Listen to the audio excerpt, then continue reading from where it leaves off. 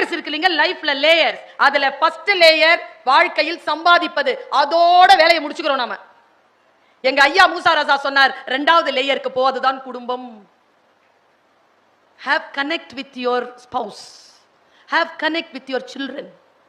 தொடர்போடு இருங்கள். எங்க தொடர்போடு இருக்கிறது?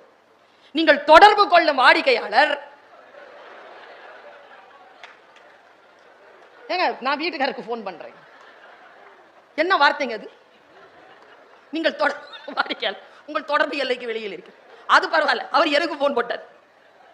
நீங்கள் தொடர்பு கொள்ளும் வாடிக்கையாளர் வேறு யாரோட பேசிக்கொண்டு தேவையா இது? இந்த சாத்தான் வச்சாம் பாருங்க பேரு ஆப்பிள்னு.